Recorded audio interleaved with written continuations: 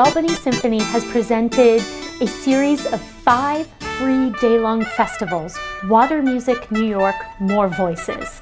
This project is to celebrate the Erie Canal Bicentennial season, and so we put together this series with the New York State Canal Corporation and the New York Power Authority to be able to uplift more voices that make New York State just a wonderful place to live and to visit.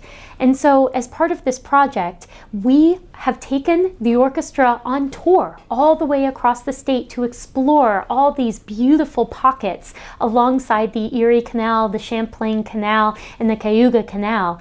And so we picked 5 sites with our partners at the New York State Canal Corporation that really exemplify something that might not be always understood or heard or has the representation that it deserves to be able to explain what makes New York State so great.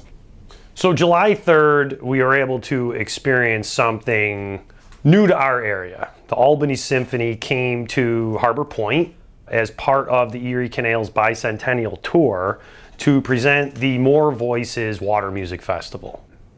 Throughout the day, we had food trucks, people fishing. They had multiple performances of cultural and ethnic dancing and music leading up to the actual symphony concert. What really happened was a celebration of the culture and diversity of Utica, New York.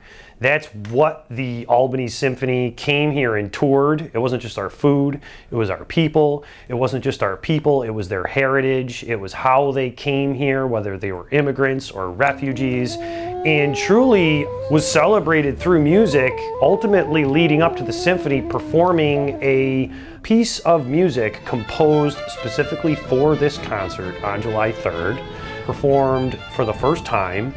And it was a representation of our people who actually had spoken word right in the actual piece. We couldn't have done this festival in Utica without the support of all of the people who already have built up so much infrastructure and community networks and connections to be able to make this a vibrant place to live and to visit. And so the city of Utica were just dream partners. It all came together of this grand reopening of the new Harbor Point in Utica. And so as soon as we saw it on a site visit with Mayor Galimi and his staff, it was just so clear that it was like, oh my gosh, the bandshell's gonna go here, and the orchestra's gonna go here, and the food trucks are gonna go here, and people can put their kayaks into the water and enjoy the music from this standpoint. And so that's what we were able to bring to life with their support and their vision to be able to see that this park needed to be alive and vibrant, not only with music and with people enjoying free outdoor activities, but the recreation opportunities that are in the water, in the canals, and then of course the food itself. And I also want to give a couple shout outs to some of the partners in Utica, our community partners, specifically the center, the Refugee Center of Utica. They really helped to bridge the connections and build the trust that was so necessary to make sure that we were engaging everybody who calls Utica home. If people didn't have an idea prior of where we're taking Harbor Point, they have an idea now. Next year, we're looking to get the boat launch in. Now that extends to people launching fishing boats or personal watercraft. That body of water is active. We look to work with the school district to have possible sports programs on the water. We're looking to people to just have fun on the harbor. We want to do fishing competitions. I mean, the ideas now can just flow, and we can make sure it happens right here in the heart of Utica. We came to Utica, which was so special to us. We absolutely fell in love with the city of Utica, known as the city of refugees. And so here we had a composer, Christian Quiñones. Christian Quiñones, he is a composer who now resides in the New York City area, but he is Puerto Rican himself. And so when he heard this project that was put together with David Allen Miller, our incredible music director of the Albany Symphony, the Grammy Award-winning Albany Symphony, and the New York State Canal Corporation, of wanting to be able to really understand and demonstrate what makes Utica such a wonderful place to live, he fell in love with refugee populations. And so he went into kitchens to be able to cook and use that as a way to build trust and hear the stories of how people came to this region. And so when he was meeting with someone from Bosnia who came here as a refugee escaping war in the 1990s and who has now built a bakery and built an entire food enterprise, being able to make sure that the food of Bosnia is still here and still enjoyed by many.